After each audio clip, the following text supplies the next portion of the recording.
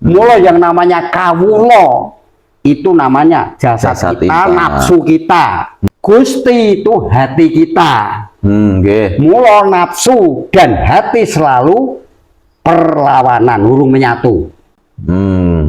Nah, hati ini berselubung berpakaian dengan agama.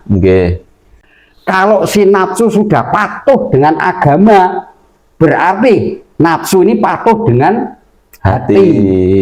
Nah, hati ini nungguin wujuding Gusti Sir Budi Cipta Rasa yang terjadi dari zat sifat asma dan afnal. Amarah, Aulamah, Supiah dan Mutmainnah. Jasad iki wedi mati, wedi kelangan, wedi miskin, jaluke untung terus. Lah, marah nak ngetutke iki seolah-olah tidak untung. Lah, mula nak akhirnya orang tuh gelem nerima, akhirnya si nafsu gelem tunduk manut karo perintah hatinya sendiri itu namanya kawula sedoh menunggal marang Gusti. Gusti menunggal marang kawula. Lah mula wis ngene iki jare sembah ingsun kang nyembah kang den sembah yekti. Mula pamoring Gusti marang kawula zat sifat asma dan afnal. Ya, dadi Sir Budi Cipta wis menunggal nyawijine nggone jasad iki mau. Amarah, Aulamah, Supiah dan Mutmainnah menerima, akhirnya jadi sadar. Nah sekarang diambil secara hakiki. Sebenarnya menunggaling kawula Gusti iki piye to? Buku sing dupa kumulun angen ingkang tiasa ngapeke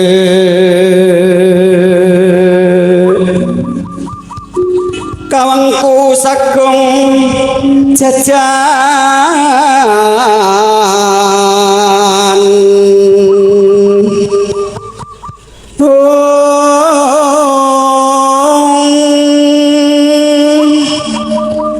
nanging sangat hangikipi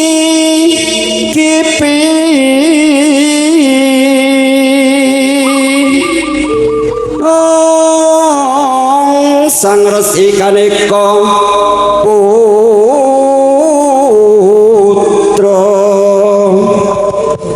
kang anjok saking wiyati. Assalamualaikum warahmatullahi wabarakatuh. Selamat datang kembali di channel Martabat 7 Satore Anggrobogan. Masih bersama kami dan juga Romo Yai Muhammad Nurwarji, masih dalam acara bedah buku atau bedah kitab Miftahul Jannah. Tapi sebelum itu seperti biasa kita akan menjawab beberapa pertanyaan yang sudah dirangkum sama tim, karena ada jawaban itu biasanya karena ada pertanyaan. Oke, kita lanjut pertanyaan selanjutnya. Ini dari akunnya @sawidiwidi. Assalamualaikum warahmatullahi wabarakatuh. Waalaikumsalam. Derek gabung badhe tangklet mengenai ajaran Syekh Siti Jenar Wahdatul Wujud atau sering dikenal dengan ajaran manunggaling kawula kelawan Gusti. Pertanyaan saya, untuk mencapai ke sana itu harus gimana dan seperti apa? Mohon wedarannya proses manunggaling kawula Gusti dari tahap awal sampai akhir supaya tidak salah jalan, matur sembah nuwun. Nah, kalau kita memodarkan di tempat seperti ini juga boleh, tapi sekedar kulitnya saja yang dikenalkan. Kalau sedalamnya juga enggak bisa. Sekarang saya cuplik. Apa toh sing diarani manunggaling kawula Gusti? Di dalam rangkaian diri kita itu tadi semua yang dari bapak ibu dan sebagainya jadinya jasa. 4 anasir itu 4 anasir dari api, bumi, air dan angin. Perbawanya menjadi amarah, Aulamah, Supiah dan Mutmainnah. yang dari cahaya ini ya. Nggih. Dari cahaya itu dari zat, sifat, asma dan afnal. Akhirnya jadi sir, budi, cipta, rasa. Nggih, nggih. Nah, sekarang amarah, lamah, supyah dan mutmainnah itu perbawaannya jadi poncondriyo 5. Nah, ini semua adalah wakil dari bangsa awak-awak, nafsi bangsa awak-awak. Ini nafsu. Nah, nafsu itu yang cinta pada dunia. Nah, lungguhnya sir budi cipta rasa itu pada hati. Ya, nggih. Pada hati, bukan hati yang mengkal di pangan itu enggak, tapi hati wujudnya pusating angin-angin yang dalam. Nggih. Nah, sir amarah, lamah, supyah, mutmainnah itu perbawaning dari geni, bumi, banyu, angin mewakili jasad. Mulai yang namanya kawula itu namanya jasad kita, nafsu kita.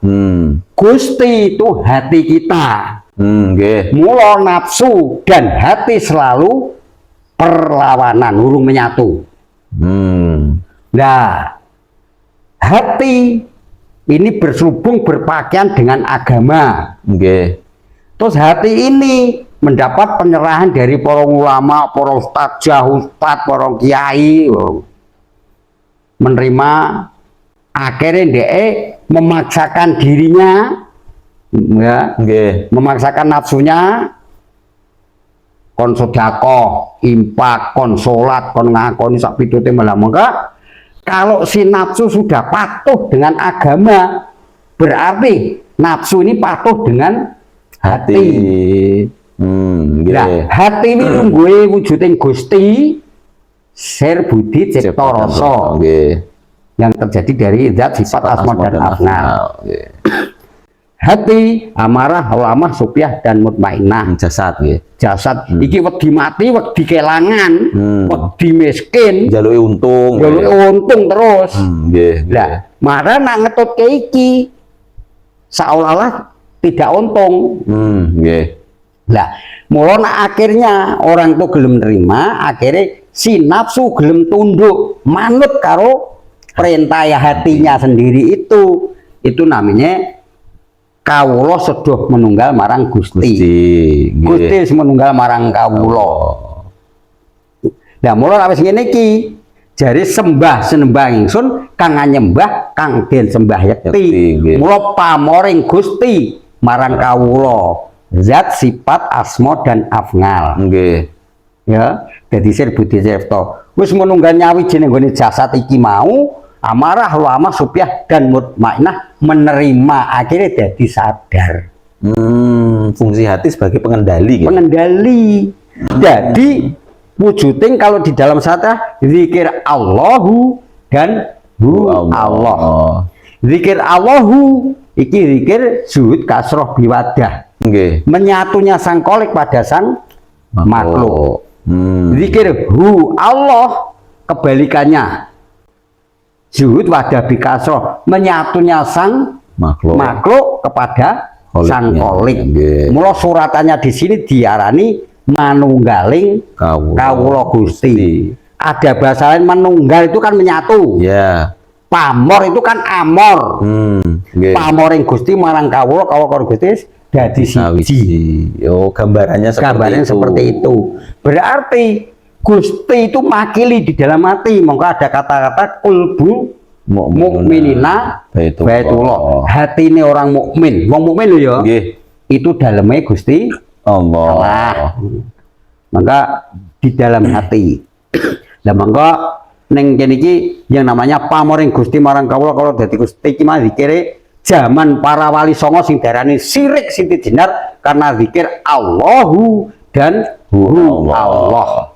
Tapi apakah pamoring kawula dengan Gusti ini perbedaannya mencolok atau juga tipis, Mbah? Batasannya. Ya perbedaannya ya tipis banget. Sebenarnya apa? Nafsu itu campur kuasa Allah juga iso sih. Tapi nafsu, yang namanya nafsu kan dia tidak mengakui. Nah, itu dari Allah. Gak mengakui dari Allah. Oh, itu pengakuannya yang di depan. Pengakuannya. Berarti kersane bisa membedakan apakah itu dari hati atau dari nafsu, itu di situ letaknya, Mbah. Salah Iya. satu nih. Ya. Atau ada yang lain, Mbah? Di situ ada cara sendiri. Nggih. Karena dari mana datangnya lintah, dari sawah turun ke kali. Nggih. Dari mana datangnya perintah, dari Allah turun ke nabi nak ngomong. Nggih. Iya kan? Nggih. Karena awake dhewe maca donga nur buat nur cahaya buat kenabian. Aku wis maca donga nur buat, berarti aku tahu untuk cahaya kenabian. Tak ganti. Dari mana datangnya lintah? Dari sawah turun ke kali. Dari mana datangnya perintah? Dari Allah turun ke hati. Nah, Gusti Allah merintah di hati ini glundung aja dipangan mentah. Ngoten nggih. Glundungane ana papat dadi siji. Bagaimana?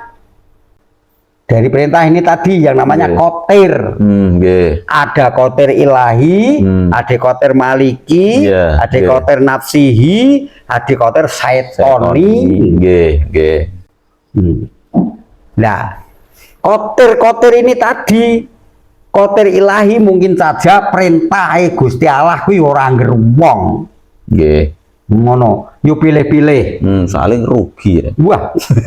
Karena kotir atau perintah dari Allah itu kalau dicerna dengan akal dan pikiran sehat itu tidak menguntungkan. Nggih. Terus kalau kita nggak mampu, Nggih. misalnya kayak Nabi Ibrahim sing nyembelih anake kan sekarang kan Wah. nyonya udut wes di Ham. neng ham kok.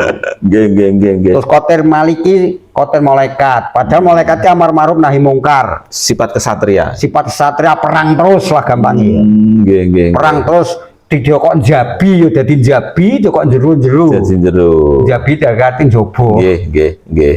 Jadi di makrokosmos ke mikrokosmos tergantung nang pandangan. Nak makrokosmos yo jagat gede umum oke. Nggih. Namun perintah dari maliki ini amar ma'ruf nahi mungkar, mendirikan kebenaran juga menyegah kemungkaran. Tukaran, Yes, tukaran terus. Ini kon berjuang, padahal berjuang ini butuh biasa yang pirang-pirang orang mau ragat mau sithik ngono lho. Butuh pengorbanan yang besar. Butuh pengorbanan yang besar. Iki dicerna dan akal pikiran kotir maliki iki juga merugikan di akal sehat secara umum, manusiawi. secara manusiawi. Nggih. Lah terus yang kedua itu kotir nafsihi, nafsu. Yang tadi juga nggih, yang Iya. Nah nafsu ini, nafsi ini kadang-kadang pada umumnya baik. Wah di situ ada bikin masjid, saya punya sapi 2, yang satu saya berikan supaya orang lain mengatakan saya ini wah dermawan ahli swarga, wong hebat, berani melarat tapi gila hormat. Di dalam masyarakat umum awam baik, tapi di dalam pandangan Allah kosong. Tapi itu juga beda tipis ya kan dengan ikhlas, Mbak? Ya beda tipis. Beda tipis. Dilihat orang lain ikhlasan, tapi dengan batin kan gak ikhlas, dia ada gila hormat milik disanjung wong kok. Nggih. Yang keempat kotir saitoni itu sama sekali nggak ada baiknya. Nah akhirnya di paruh loro biak. Kita mengikuti yang mana? Yang ilahi dan maliki, dan yang nafsi dan saiton. Lagi dibagi nafsu keilahiyah dan nafsu saitoniyah. Barang siapa hidupnya ngetut ke atau ngikuti nafsu keilahiyah, maka matinya akan kusnul khotimah. Barang siapa ngikuti jejak-jejak perintahnya kotir saitoniyah, maka dia mati akan su'ul khotimah. Nah, apakah bisa dikatakan gini, Mbak? Yang posisi nafsi itu, apa yang bisa saya dapat dari Islam? Nah, memang itu larinya ke situ. Iya, segala sesuatu itu juga kecampuran munafik menurut. Terus apa yang bisa saya persembahkan untuk Islam? Itu larinya yang ke ya, maliki sama ini.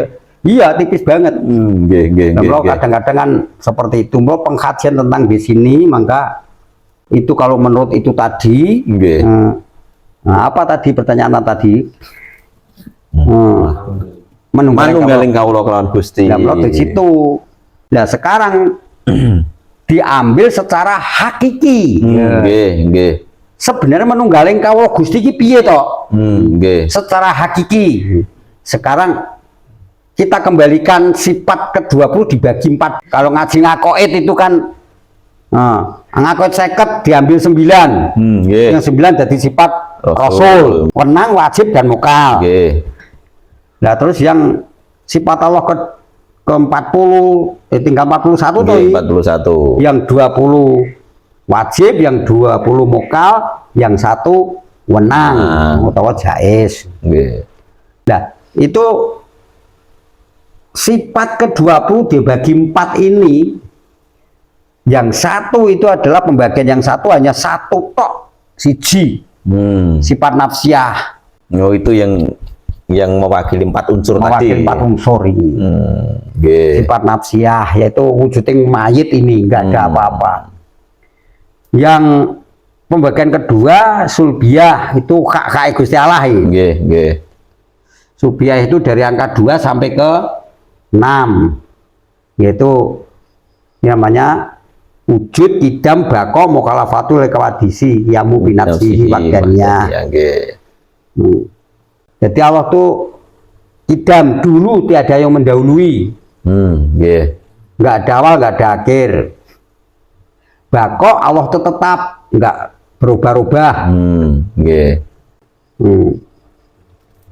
Yang mukhalafatul kawadisi, Allah tuh beda dengan perkara yang baru. Malah jangan dibanding-bandingkan perkara yang baru. Semua yang ada ini adalah baru semua. Qiyamul binafsi, berdiri dengan sendiri, tidak membutuhkan sama yang lain. Jadi wakdaniyah, Allah itu bongso nyawiji. Jadi Allah itu memakhluk tapi bukan makhluk, membenda bukan benda. Berarti kan di situ kan melimputi semua alam. Semua yang ada, yang baik, yang buruk, yang suci, yang enggak suci, semua kelimputan dengan Allah. Zatnya. Maka di situ, nah, yang pembagian ketiga itu adalah sifat ma'ani. Ini dari angka 7 sampai 13. Kodrat, erodat, ngilmu, kayat, sama, basor, kalam, 7 sifat. Nah, sifat ma'ani ini yang duduki pada sifat nafsiyah. Nah, sifat ma'ani ini adalah sifat yang Gusti. Dan sifat asma af'al. Sifat ma'ani ini sifat Gusti. Kalau orang umum dikatakan itu adalah ditiupkan. 4 bulan di kandungan itu. Nah, ditiupkan pada jasad itu tadi. Padahal itu menyatu. Maka sifat ma'ani yang duduki pada sifat nafsiyah. Sifat nafsiyah ini kalau kedudukan sifat ma'ani, hilang sifatnya ma'ani, hilang sifat nafsiyah, jadi sifat ma'nawiyah. Ini harus jeli. Allah tuh kodrat, maha kuasa tapi gak pernah kuasa. Masuk di dalam jasad bleng jadi kodiron. Kuasa. Yang kuasa. Aku ini kuasanya Allah, harus menyatu kepada kita. Erodah, Allah tuh maha kehendak, maha rencana tapi tidak menghendakkan dan merencanakan. Masuk jasa kita bleng jadi muridan, yang punya rencana saya. Kekuasaan Allah kita rencanakan kemana? Ilmu Allah ki maha tahu tapi gak pernah ngerti. Masuk di dalam jasa kita bleng jadi aliman sing duwe ilmu aku. Di ilmu ini biar ngerti dulu. Di ilmu ini supaya kita bisa merencanakan sesuatu. Kekuasaannya Allah ki mau. Hayat Allah ki maha hidup tapi gak pernah hidup. Masuk jasa kita bleng jadi hayan yang hidup, saya yang hidup. Sama Allah ki maha mendengar tapi gak pernah krungu. Masuk jasa bleng jadi samian yang mendengar. Aku yang mendengar. Terus apa? Basor Allah maha melihat tapi gak pernah ngerti. Masuk di dalam saya bleng jadi basiron yang melihat saya. Kalam Allah mengendiko tapi gak pernah ngomong. Masuk dalam bleng jadi mutakaliman. Hilang sifatnya ma'ani, hilang sifat nafsiyah jadi sifat maknawiyah, jadi wujudnya Gusti Allah. Pangejawantah. Pangejawantah. Kalau dibahasakan lain apa tadi? Manifestasi. Manifestasi. Manifestasi. Nggih. Wujudan dari Allah. Nah, ini jasad ini tanpa kesatuan sifat ma'ani jadinya apa? Bangkai. Bangkai nggak bisa apa-apa. Bangkai wis wujud ngene iki lah nek mani mau. Gilani pur koyo Gumbel. busuk. Nggih. Nah, ini sifat ma'ani ini Gusti, sifatnya jasad iki adalah kawula. Wis menunggal dadi sawiji. Karena si jasad ini mewakili piwujudan dari sifat ma'ani tadi. Bisa mendengar, bisa melihat, bisa bicara, bisa hidup, bisa merasakan segala sesuatu karena sifat ma'ani yang duduki pada sifat nafsiyah. Jadi setrum jadi siji, bagi-bagi jadi siji itu tadi. Dan hilang sifatnya ma'ani, hilang sifatnya nafsi, hilang sifatnya nafsi, hilang sifatnya mani. Berarti nang kene hilang sifatnya kawula, hilang sifatnya Gusti, wis dadi sawiji, diwujudake manunggaling atau pamoring Gusti marang kawula sebab sifat mani amor karo nafsihi. sifat nafsihi. Sifat mani menunggal karo sifat nafsiyah. Nah, maka hilang sifatnya nafsi, hilang sifatnya dadi sifat maknawiyah, manis apa Pak? Manifestasi. Nah, manifestasi wangel.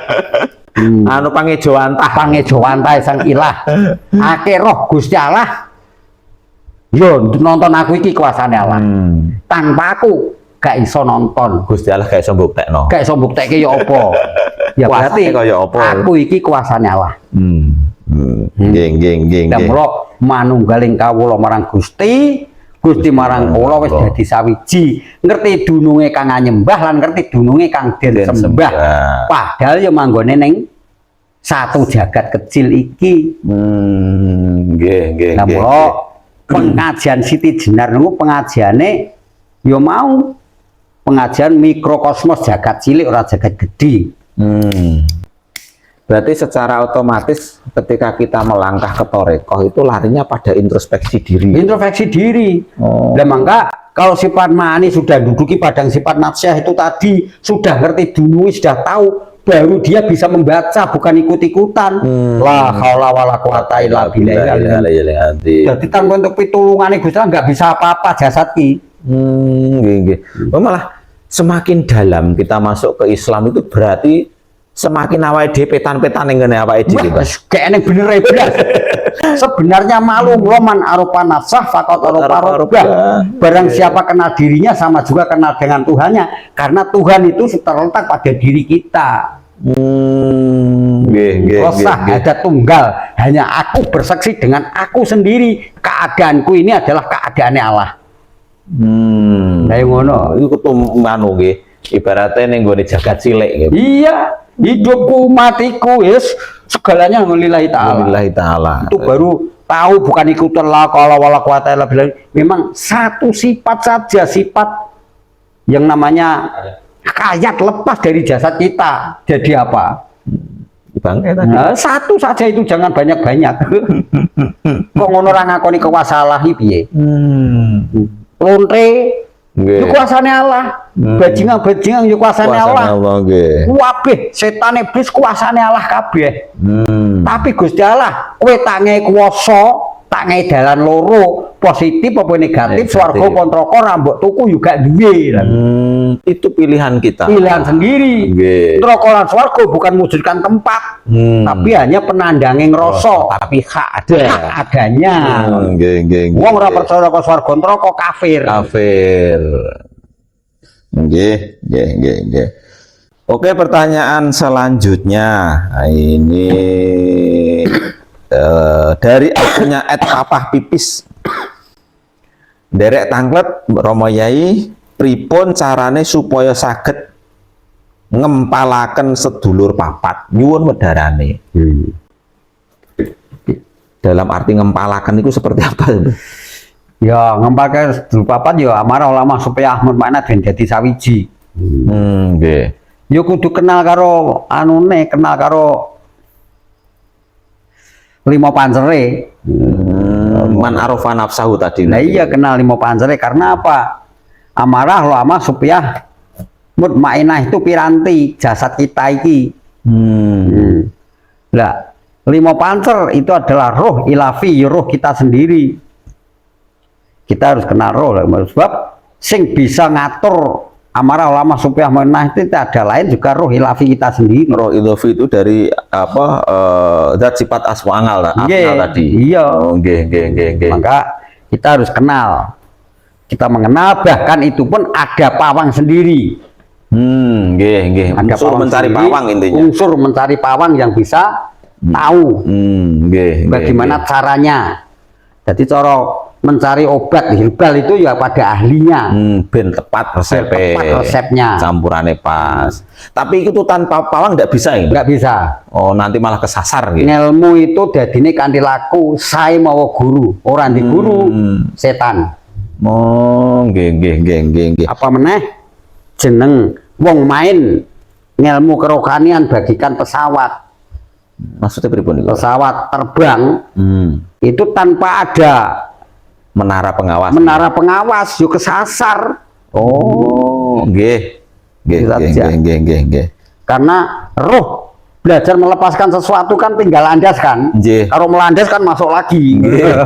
Kalau dia tinggal landas di angkasa, kok nggak ada menara Pengawasnya nuntun. Yo malah aja deh yos muter lo menara iki sinyal iki urung dimpake tondo-tondone ben mendarat. Ngono iki dhewe muter wae. Iya, betul. Nggih. Muter wae. Apa meneh ora antarane stasiune kuwi Kebuak sih. stasiune kuwi kebuak masalah. Oh banjir iso ki mendarat wis muter wae malah kiriman bahan bakar. Kiriman bahan bakar nggih. Mbak. Oh, itu fungsinya nggih, Mbak. Fungsinya seorang mursid nggih. Iya, seorang mursid mengarahkan. Apa meneh murside sak karepe dhewe yo. Ning jeneng pesawat ning kono ora didungke malah mledwas itu. Jos terak-terak to yo. Nggih. Yo intinya cari pawang. Cari pawang yang mengarahkan. Yang bisa mengarahkan dan ahlinya.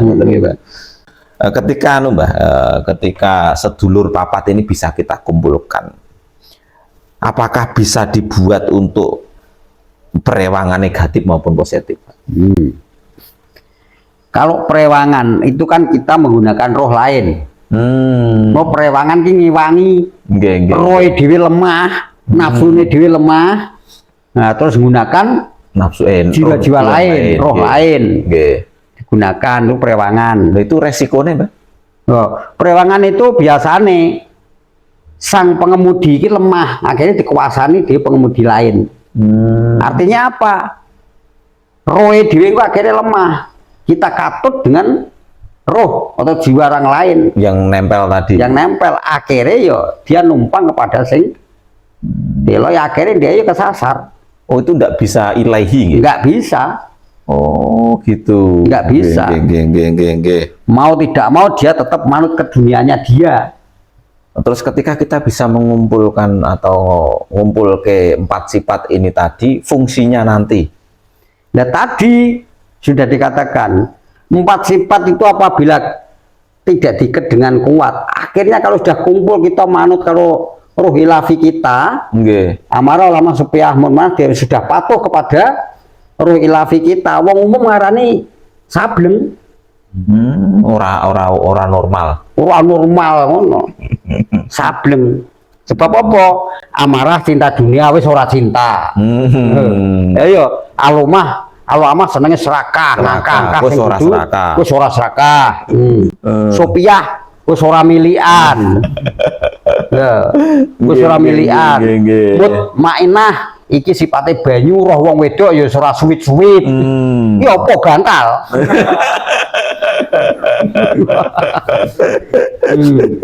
Nah, tapi kalau diilmoni, tuh dia patuh kepada sang roh ilafi kaya Kanjeng Nabi. api ngono lho. Nggih. Angon. Oh, berarti bisa mengendalikan itu tadi. Lah melo bisa ngumpulkan ya sebenarnya kan ngumpulkan itu kan diarahke to ya. Nggih, dikendalikan. Jadi amarah lu amah supaya mau mainah itu kan alat Nggih. alat kita, tapi kalau kita tidak bisa ngatur jadi diperalat, Nggih, diatur. Nggih. Diatur Gusti Allah ki diatur. Lah lebih cintanya pada duniawi. Lah iya ke duniawi. Lah mula amarah itu adalah cinta dunia. Gelundungan dunia cinta amarah. Nggih. Mula amarahku amarah di depan tanpa ada ketuhanan gak jadi piranti.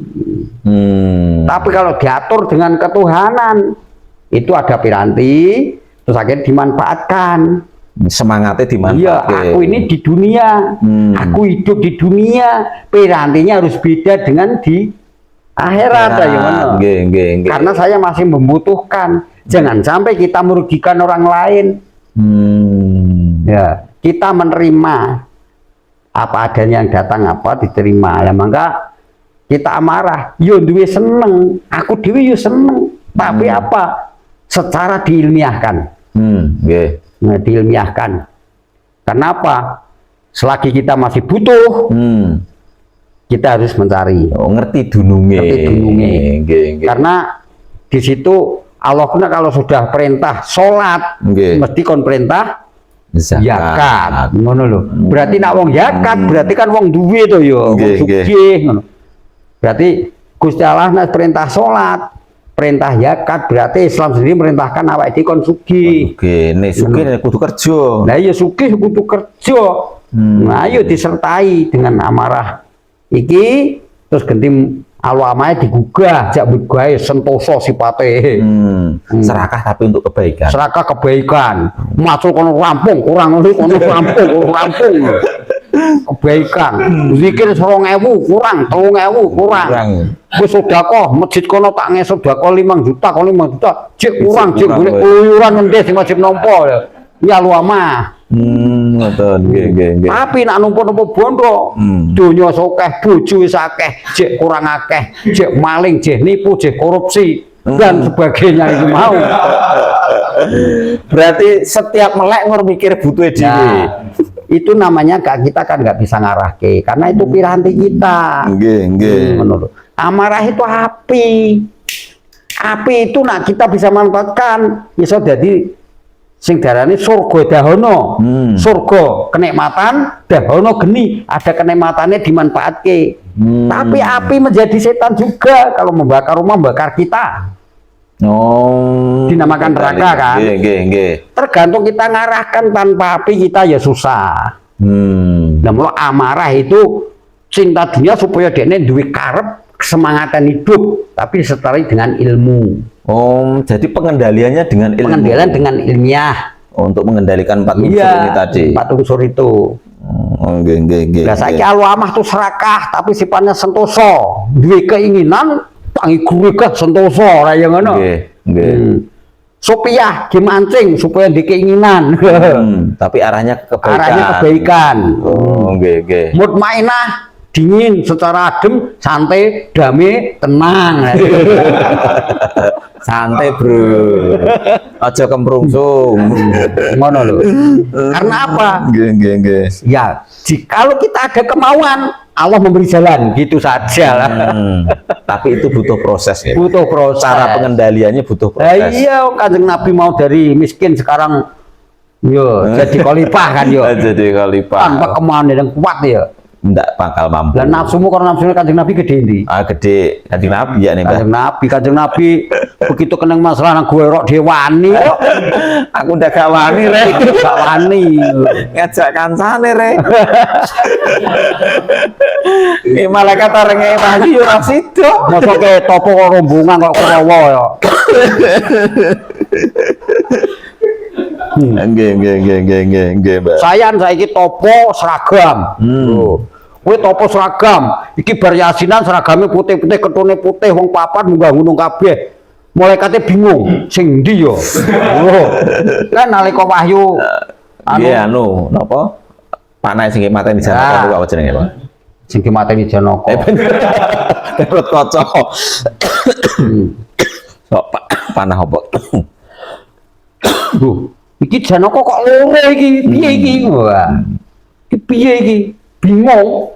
Akhirnya kleru, ngedunke Wahyu iki kleru. Tengah Adipati Karna Enggak Adipati Karna malah akhirnya. Nggih. Pasopati. Oh nggih Pasopati. Neng Pasopati sing asli nang Adipati Karna, gawe Adipati Karna didandani kaya Janaka. Janaka dewane lah nurunke. Kleru. Nah, akhirnya Janaka digekke Pasopati palsu. Duplikate. Duplikate karena apa? Pasopati sing asli lagi tumindak nesta di ngapusi wong. Kuwi gak didaya kekuatan sing nyebaringke malah lemes. Ione ilang. Ionine terbalik. Ionine kewalik. Ya. Nek sing asli, sing palsu. Angger to Janaka dengan mulus atine dengan ikhlas. Yo, kekuatannya hebat ra ngono. Ora beda kaya asli. Ora beda aslinya. Lho mula nang berseragam yasinan putih-putih ganti. Wake ngedunke Wahyu kleru. Kowe dhewe aja melu putih. Oh, dhewe aja amor batire topo rombongan.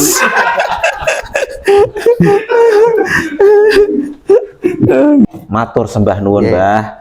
Semua pertanyaan sudah terjawab. Semoga saja dari semua pertanyaan yang dijawab sama Romo Yai membuat puas kita semua. Untuk session malam ini jika ada salah kata kami mohon maaf yang sebesar-besarnya. Semoga acara podcast pada malam ini bermanfaat untuk semuanya. Saya akhiri wabillahi taufiq wal hidayah. Wassalamualaikum warahmatullahi wabarakatuh. Waalaikumsalam warahmatullahi wabarakatuh. Jangan lupa like dan subscribe Martabat 7 Satoriah Grobogan.